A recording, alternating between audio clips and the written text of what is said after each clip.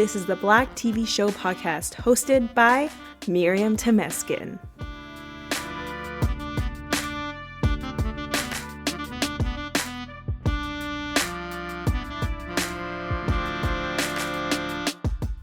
Welcome back to the podcast. This is episode 54, The Cosby Show Season 3, Episode 6, The March, and we are talking about the March on Washington. This episode I really wanted to talk to Malcolm Jamal Warner, who plays Theo. I was trying to get him on the show for this episode. Unfortunately, that did not happen. Hopefully in future episodes I'll be able to get him on.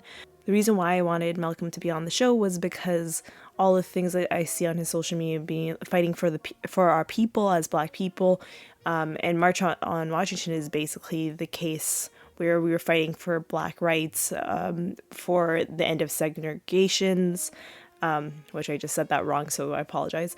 That's when we heard the I Have a Dream speech from Martin Luther King Jr. So I really wanted him on this show, but maybe in the future when I have him on, I could come back to this and talk about this episode with him.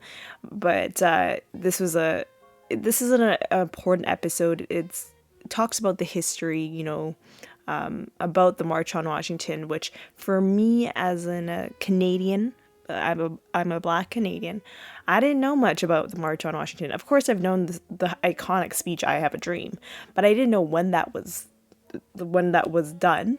When did Martin Luther King Jr. said that speech? I didn't know until I saw this episode. This episode aired on October 30th, 1986.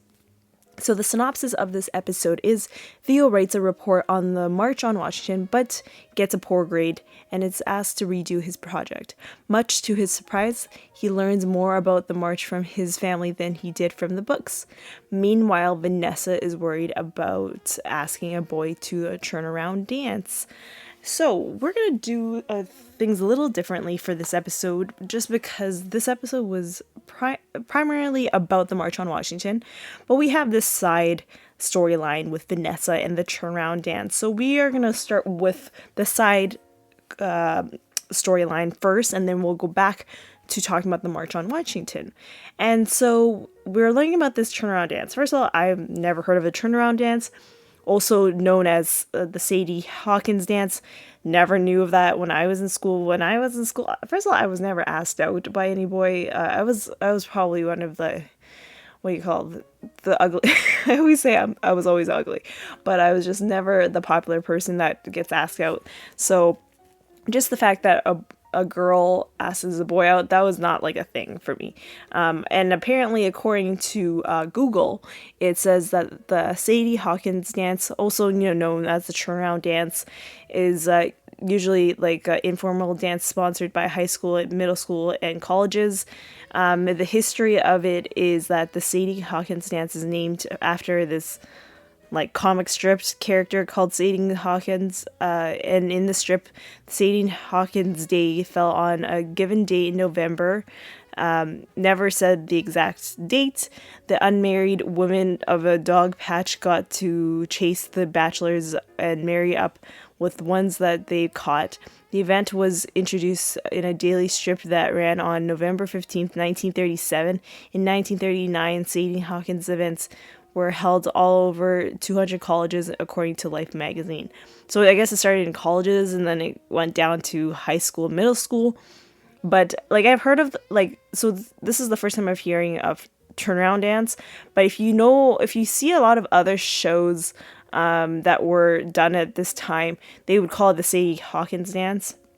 I feel like that is not a thing nowadays, because we're in a generation where we think men and women are equal. So if a woman wants to ask a guy out, she can ask a guy out. It's not a thing. But I feel like back then it wasn't a thing for a girl to ask a guy out. So this made it okay to do that. So I think that's basically how I would describe a turnaround dance. As I said, never experienced this. And it says it was done in Canada. So I've never experienced it at my schools. Maybe you have. I want to hear from you. Let me know at Black TV Shows pod at Twitter and Instagram. I would love to tell me your stories of asking a person out, and if it's similar to Vanessa's situation. So we're going to get into what happened with Vanessa. So basically, she comes home from school and she wants to talk to, first of all, she wants to talk to Claire, but Claire, we know that Felicia is pregnant, so they can't really show her walking around. So they basically, in the storyline, they made an excuse that Cliff has to listen to Vanessa, basically, so that she doesn't need to bother Felicia, Claire. It's very interchangeable the way I'm explaining this. But so she goes to Cliff's and says, I have a turnaround dance coming up and I have to ask a guy out. And she has two guys she can ask out. There's one that she doesn't like and the other one she does like but doesn't know if he's probably going to say no, right? And what's crazy is Cliff brings up, oh, is it Roberto? Robert. And she was like, no, we broke up. Or, he's been seeing other people. He went steady with Stephanie Johnson, and then he went out with Beth Peterson, and now he's with Amy Gordon. So he's just hoeing it around, I guess. He's just going around.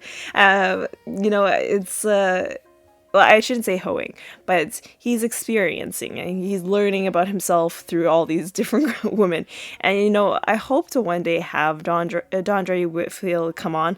He has a book called Male versus Man, and he talks about it constantly. And I always want to ask him, is Robert a male or is he a man? Of course, at this time, he's still a teenager, so he is technically a male, but the way he thinks like a very old man, right? So I will hope to have Dondre on at one point, hopefully. But so the guy she wants to go out is David Butler, and she hasn't really talked to this guy. Like, she's just seen him and his voice cracks, and she's like, and he probably has a great personality even though they've never talked. And so Cliff tells the story about him asking Claire out, because he's basically saying to Vanessa, like, you have the courage to ask him out, you should ask him out. And Cliff says the girl wants to ask a guy out, but she was nervous, and so she had enough courage to call the boy, and the boy said yes, and they went to the dance. And this whole situation is about Cliff and Claire. We figured that out. And Vanessa says, well, I'm not mom, like, I'm not Claire, like, she's confident, I'm not, to call a guy up. And so Cliff says, well, you have a third choice, you can ask me out and go to the dance. She's like, okay, never mind, I will call him. And so it's after dinner, which is weird because, like, when she had just called him right away, I was trying to, like, I had to rewatch it and be like, did I miss a clip? Did I miss a scene in this episode? But no, she waited till after dinner to call the dude. Why didn't she call the dude right when she was going upstairs? There's a phone upstairs. I don't understand. So anyways, so after dinner, she asks to excuse herself to go make the phone call, and Rudy joins her, and we cut to Vanessa trying to make the phone call in the kitchen, and she doesn't have the confidence, and it leads to a stupid argument with Rudy. And finally, Rudy gives her the confidence and says, if he says no, you at least have me to hang out with. And Vanessa's like, okay, fine.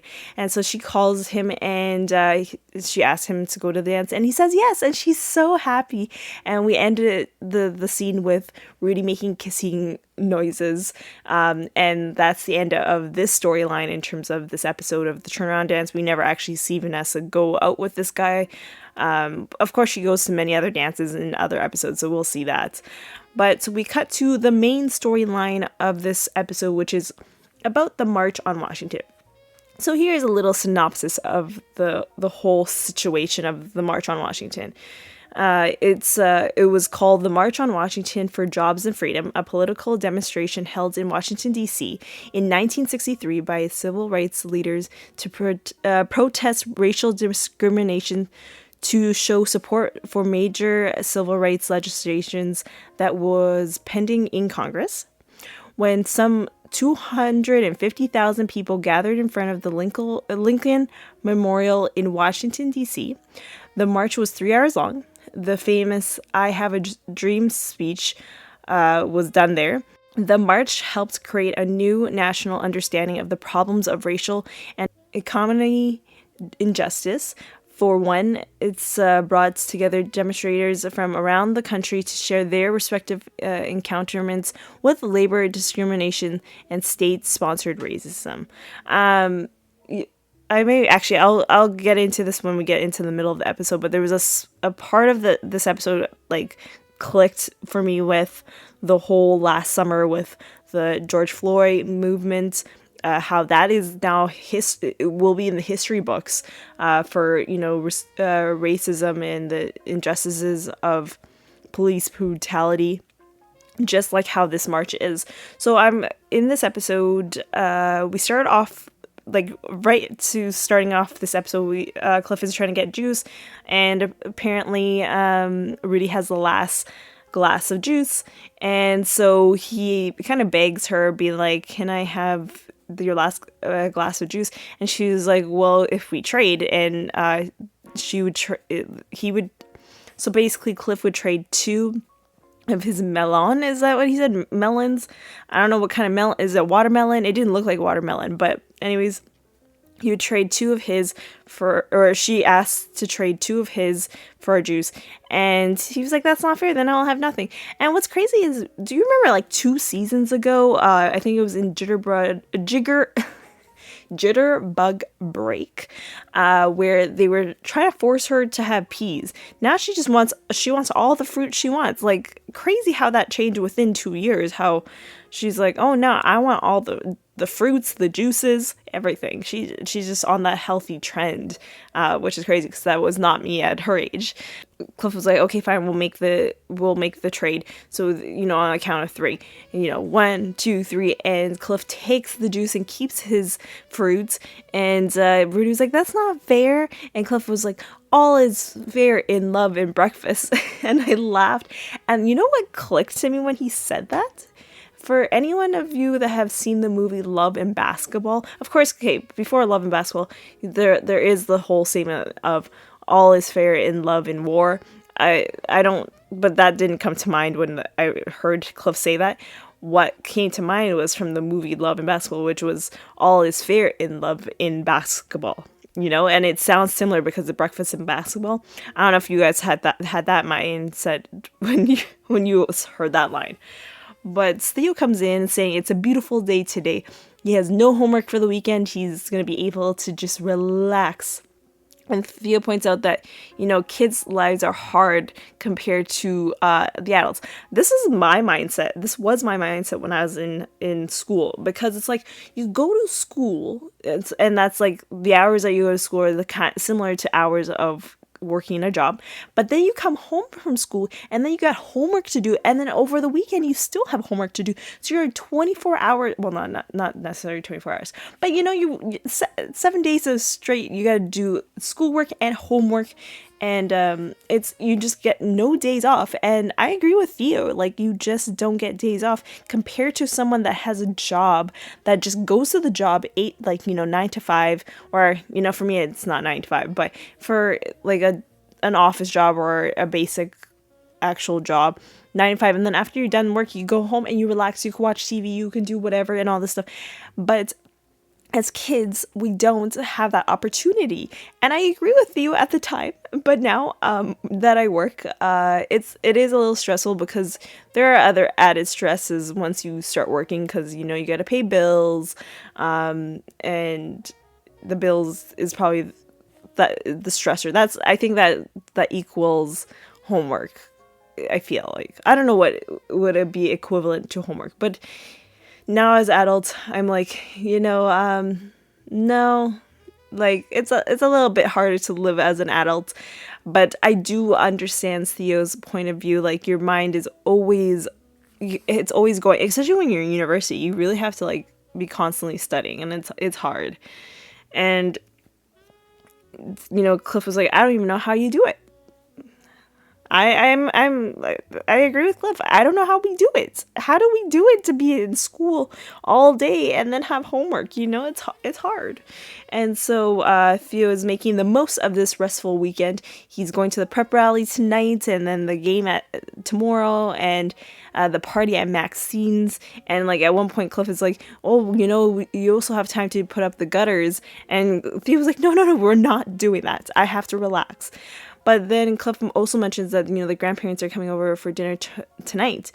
And Theo was like, "Yeah, I'll be there. I'm just hoping to excuse myself after dinner." And Cliff was like, "Okay, that's great that you're making time in your busy schedule to have dinner with your grandparents." And so Cliff goes back to the table and he noticed that the juice is gone. And I also noticed that all of like I don't even know if this is watermelon, but the part that you don't eat off of the watermelon, I don't even know, why can't I think of the name of it? But anyways, most of what it was on Rudy's plate is now on Cliff's plate, if you guys notice that. So, but his juice is gone, and Rudy uses that line, "All is fair in love and breakfast." And Cliff is, kind of sad. And Rudy was like, "You want the juice?" And he's like, "Yeah." And Rudy was like, "I faked you ho. Here's the juice," basically. And Cliff, he's like, "Okay, whatever. At least I got my juice." And so we cut to after, Cliff talks to Vanessa. He goes to the kitchen and Claire is cleaning silverware just randomly. Like, the things that the writers have put in to cover Felicia's belly is crazy, Cliff tells Claire about what he talked to Vanessa about and how life has repeated itself. And Claire is shocked. She's like, "Why would we lie to our daughter? Let the record show. The truth is, you called my house while Claire was at cheerleading practice because he knew that Claire wasn't going to be there, and he had the audacity to ask Claire's mother to tell her to take Cliff to the dance, and Claire had to be quick about it because there were many girls in line waiting to ask him."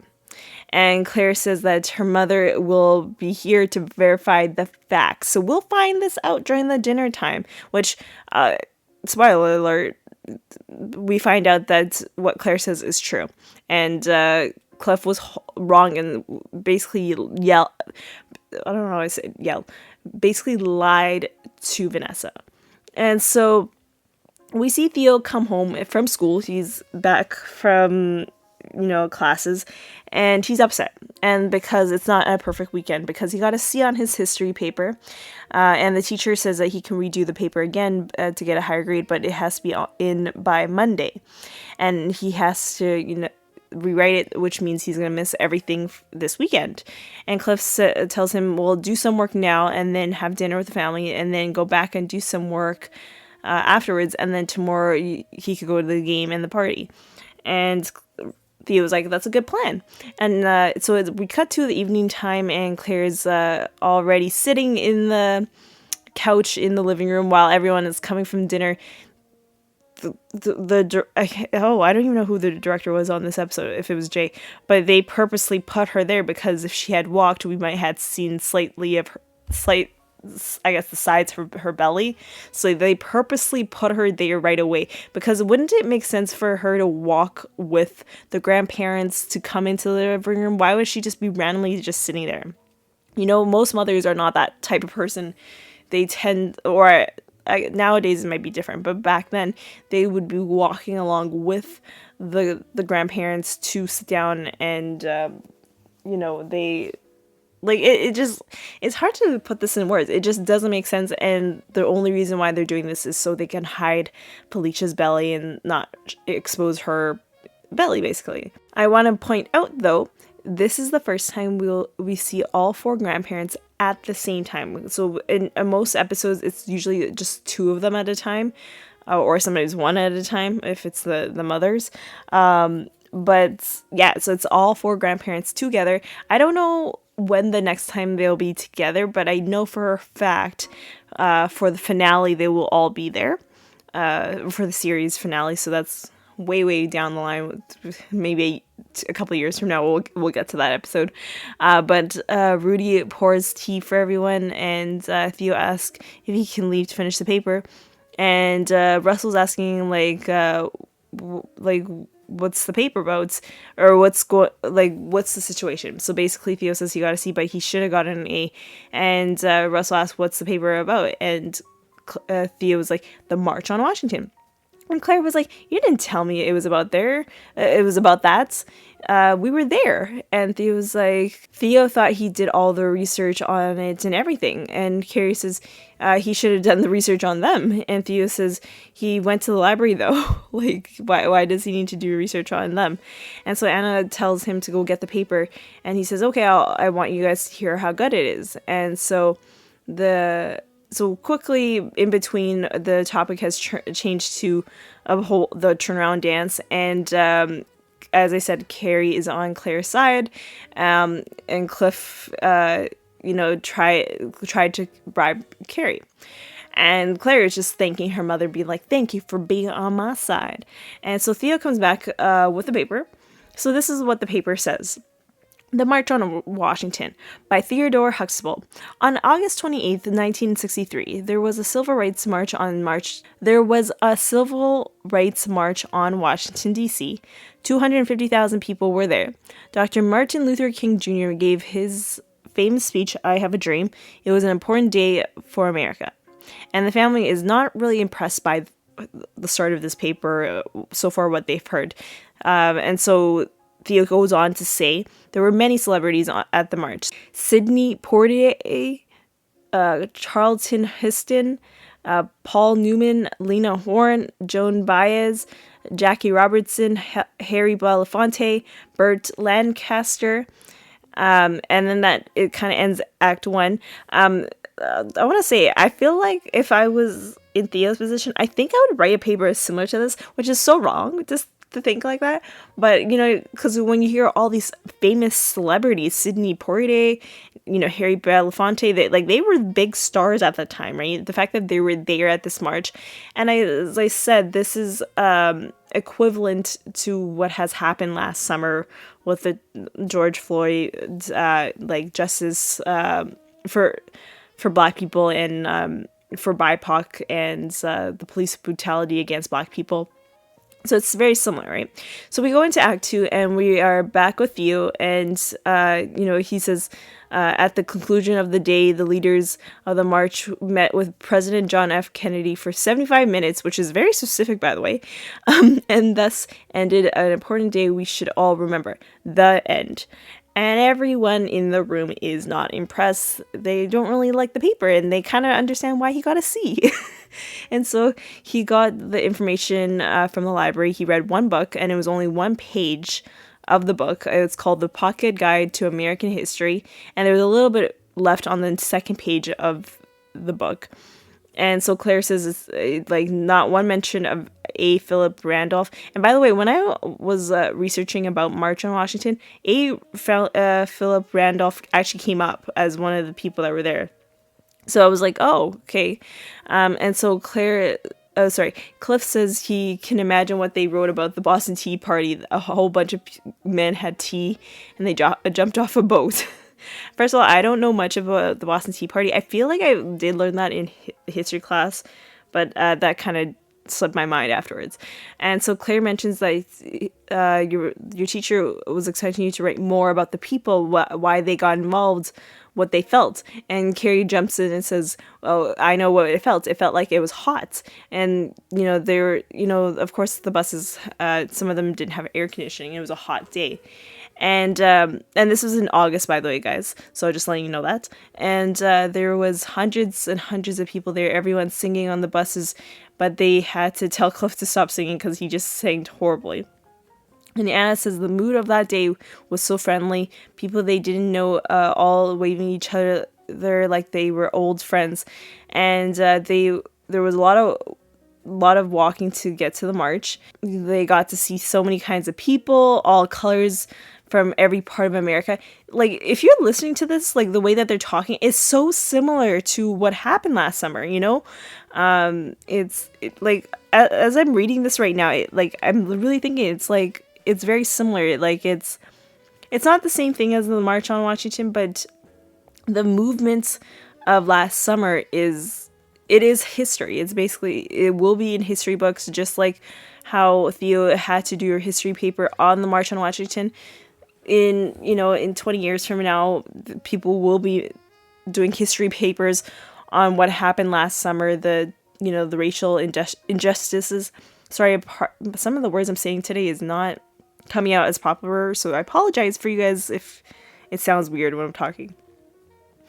And so then they continue on to say they carried signs and buttons saying where they were from. Kiss me, I'm from Ireland. Kiss me, I'm Japanese. All this stuff. Cliff was trading buttons with people and collecting buttons. And, Cliff traded a button with a man from Portland, Oregon. And he was collecting it. And he had so many buttons, and they're in the bedroom right now. It's like they have so many memories from that, that day up in their drawer. And Theo says, it must have been great knowing you were making history. That statement and what Anna says, no, that wasn't what it was about. It really resonates to me because last summer when everyone went out to be part of this protest, I'm going to be honest, I did not go out just because I had no one to actually go out with to fight. But if I had, I would have gone. But, to see it on like CNN and all these other cable broadcasting news sites, seeing every city, last summer, starting in Minnesota and then going to all these major cities of New York, Los Angeles, Atlanta, Florida. And it was literally going to every state, and all you saw on social media is everyone going out at night. There was curfews and people still went out, even with all this, tear gas and rubber bullets. People were still fighting on the streets, and it's just it is history what happened last summer, and similarly to what has happened with the March in Washington. And the way that they say about the March in Washington, that it wasn't about making history. All those people that went out last summer to fight for what happened with George Floyd, it wasn't about history for them. They were like, we want justice. We want Derek Chauvin, which, we found out he's only been sentenced 22 years and a half to going to jail for what he did, where there are people that are doing 20 years for just a drug offense, which is just not right. Honestly, Derek should have got at least life, or maybe the penalty if that was an option. But we need justice, and I feel like a lot of the people that do go out and fight, like Tamika Mallory, she's like the first person I think of. She's not doing this to get publicity. She's not getting doing all this fighting for us so she can be famous. She's fighting because she wants justice for our people, for the Black people. And what Anna says, this is just how they felt. This is their way of fighting for themselves. It's crazy how, this March on Washington is so equivalent to what happened with the injustices of George Floyd last year. And that's all I was thinking really from this episode. I don't know if that was the same thing for you. I know many of you guys have seen this episode way like years ago, like you've seen this episode many times. But if you've seen this episode, the March in the last year, does it feel like it's similar to what happened last summer? I want to hear from you. Is there differences from what happened from last summer that has been different from the March? I want to hear you tell me using the hashtag the March at Black TV Shows pod. As we continue on to this episode, when they got on the bus, there was only 50 people, and Russell thought, what if we were the only ones that showed up? There are a lot of people that thought about that last summer. Like, what if we're the only ones that showed up? But then when you get there are so many people. And so Claire says, it's a stand in front of the Washington Monument, surrounded by 250,000 people to have been heard. And Russell and Anna talk about a woman that named Nadine, 71 years old. She drove all the way from Grand Forks, North Dakota, which I've been there so many times. Grand Forks is like the place where we go shopping because depending on the dollar of the US dollar, it's if we want to just have a cheap, like back in the day when I think Canadian dollar was better than US dollar, we'd always go to Grand Forks to shop. So Nadine, she stood there through all the speeches, never sat down once, and they were amazed that a person at her age was able to do all that. And we found out that at this point, Russell is now currently 71. And so Russell's like, oh yeah, no wonder she was able to do all that. And so Claire points out that there's one thing you can't get from the history book. The thing you can't capture is the people. And when everyone went back to the bus, everyone held hands and smiled, feeling of joy and pride.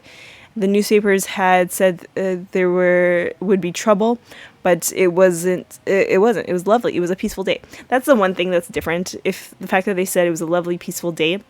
What happened with the movement last summer was not peaceful at all. There was so many rubber bullets, tear gas. It was just horrible. There were many people that got tasered. I remember I think it was in Atlanta, because I think I saw it in where there was a couple that was just driving to leave to go home, and a person tasered the girl and I think the guy, and they were literally just trying to leave, and they were being tasered and like taken out of their car. So it was not peaceful what happened last summer, but at least for this it was a nice peaceful march. So Claire mentions that she carries a little bit of that day with her still to this day. And I understand when you go through a movement, like something like the March on Washington, there is a reason why you're going to have that in you every single day. You're going to remember that day for the rest of your life. There are always these moments in your life that are very pivotal.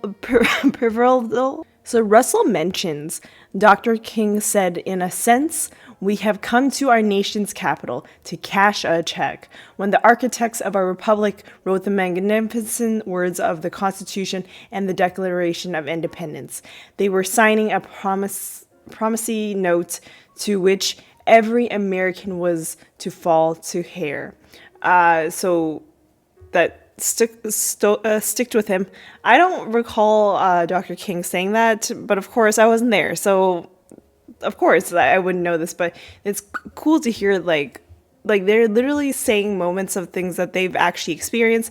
If I haven't mentioned, I feel like I haven't, but in order to do the script for this episode, so the writers took the actors' lived experience of being in the March on Washington. If you guys look back to the 2002 look back for the Cosby Show, Claire, is it Claire? I always say her name wrong. Clarice Taylor, I think that's how you say her name.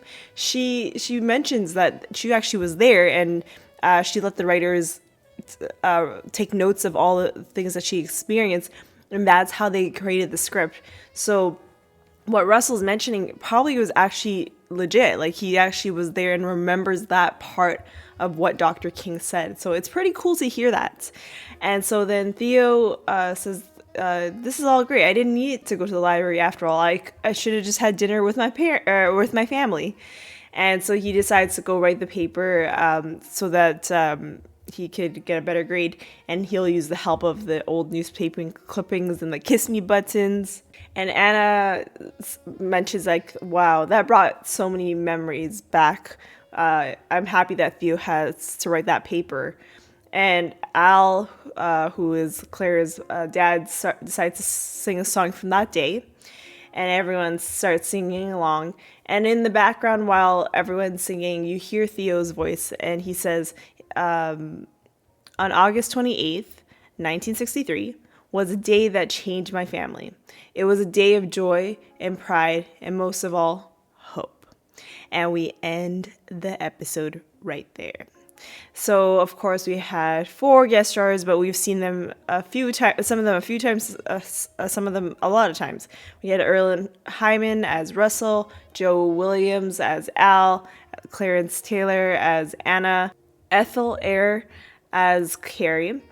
Fun fact, Claire explains to Theo that the March on Washington ended in front of the Washington Monument, when in fact it was the Lincoln Memorial. I've been to Washington many, many times. I can't even recall where the Lincoln Memorial is and where the Washington Monument. I think I need to check where that is the next time I go to Washington. But that is two different locations. So, but this is TV, man. Like, just... they got to do things the way that they want to do. This is the first episode of the series that's not directed by Jay. I think I mentioned his name earlier, but I guess it's someone else that started directing. Because in the first 3 seasons, it was the same director every episode. And by the way, as this is a black show, but Jay is not black. He is white, which is a little saddening because you would want to have a director that actually lives the experience. Well, not necessarily lives the middle class experience, but to live the black experience.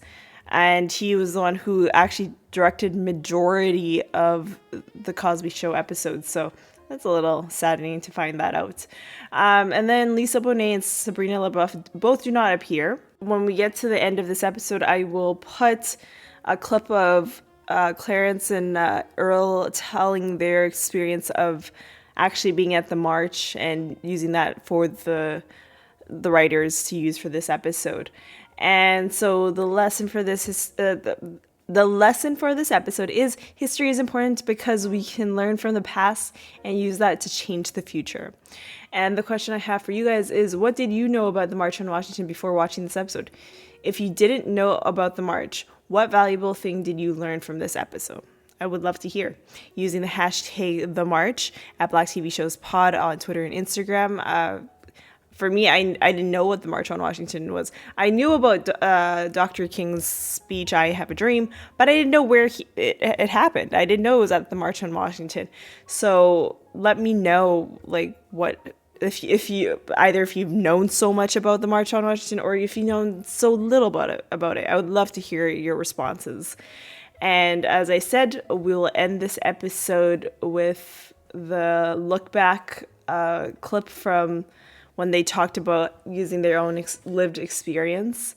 Theo, I'll tell you what you should put in that paper. I remember we were doing a script about the march to Washington, and I just happened to mention, which was true, that I was on the march.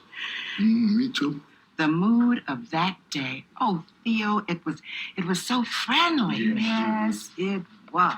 People we didn't know at all, waving to each other like they were old friends. We were old friends by the time we walked from the parking lot to the Great Hall. The writers, they even came over and thanked me for telling them my experience. And the next episode is episode 55, The Cosby Show Season 3, Episode 7, Theo's Flight. And I will see you all on the next one.